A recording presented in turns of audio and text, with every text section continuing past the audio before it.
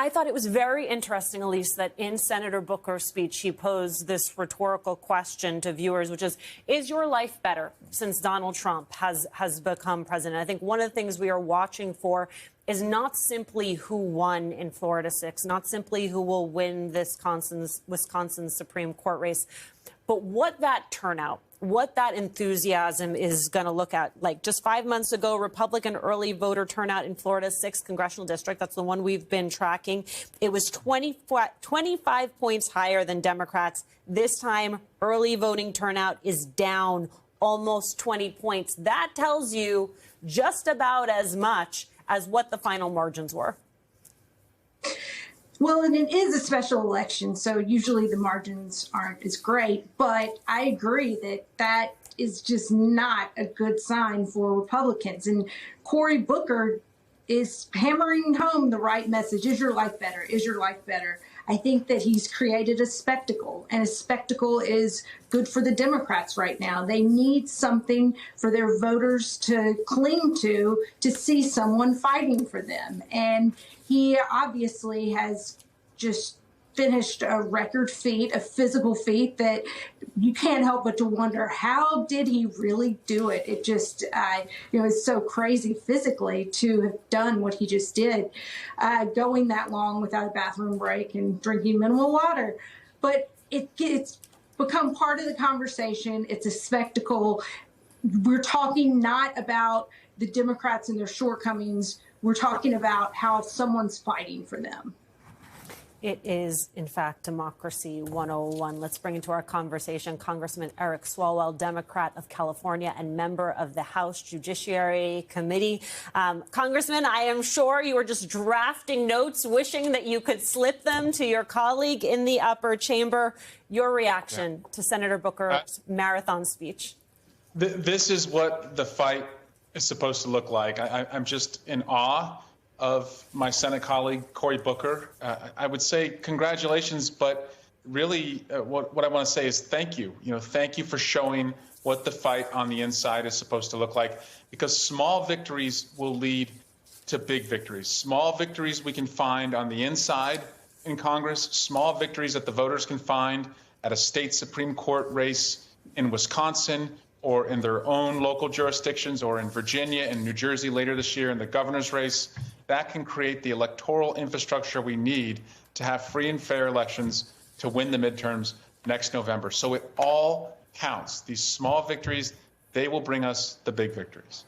I'm so struck by a number of things that the senator said, sort of contextualizing. 71 days, the president of the United States has inflicted so much harm on Americans' safety, financial stability, the core foundations of our democracy, even our aspirations as people from our highest offices, a sense of common decency. And that's particularly interesting to me because the safety and the financial stability, those are two of the things that Donald Trump campaigned on. And yet we are less secure, both economically and in our national security, than we were before he took office. And that's our core responsibility as leaders, is to protect the people who trusted us to lead them, to protect their physical safety, and look at the just complete morons who are running our national security, who are putting classified information in open group chats. That doesn't make us safer. They economically, by putting at risk our health care and our seniors' retirement security, and tanking the stock market and raising the prices of most of the things we consume with the tariff that Trump is putting, the Trump tax. So in all the ways they're supposed to protecting us, they're putting us at economic and physical risk. And the senator pointed that out tonight, and we just have to continue to do that. And I just want to also say, Alicia, it's working. Doing it on the inside is working, and the public sentiment, like the march this weekend, the Day of Action on April 5, that's working. And if you don't believe me that it's working, the Trump tax cuts that were supposed to be coming, they are already talking about, instead of lowering taxes for billionaires, actually raising taxes on the wealthiest among us. That is only because of public sentiment. So it's on us to keep driving that public sentiment to get the outcomes we want. One of the things that I appreciated about the senator's speech today was the point was say no more business as usual, right? Like pump the brakes. Let's acknowledge that there is nothing normal about this moment. And you are, of course, doing that in ways that may not command our attention quite like a history-making speech on the Senate floor. For example, you took part in a judiciary hearing today. Judicial overreach comes as your Republican colleagues are attempting to restrict federal judges from issuing nationwide injunctions against the president's agenda. What is it that you think they are trying to do?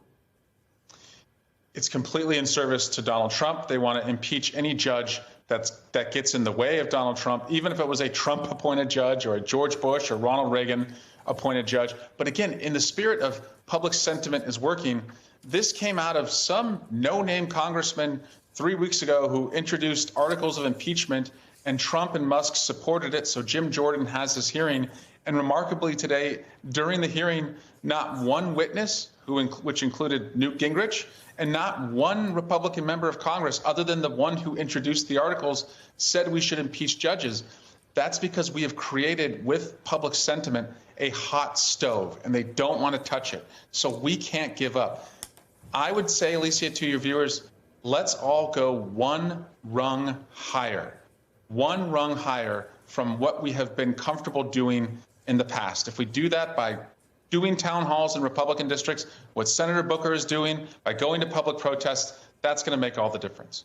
Real quick, before I let you go, Congressman, between sort of pulling Stefanik's nomination back because they realized that the math was not mathing, I'm watching at the bottom of our screen, this Florida 6 race was much closer for Republicans than it should have been. There's also going to be another close race in Florida. Are they starting to recalibrate based on the fact that they are now understanding that the math is not in their favor? Yes. And they're wondering, what can Donald Trump and Elon Musk do to save them? And that's why Wisconsin is so important. For us to get a win in Wisconsin tonight, it will show Elon Musk he cannot buy democracy. It's not for sale. It's only for sale if we just stay home, if we shrink, if we hide under the bed. So we have to continue to hold our ground on democracy. That is going to work. It's working right now, and we can't give up. If Senator Booker's not going to give up, I'm not going to give up. Your viewers, they're not going to give up, and it's going to make a difference. And we're going to cut our time in hell by half by winning the midterms next November.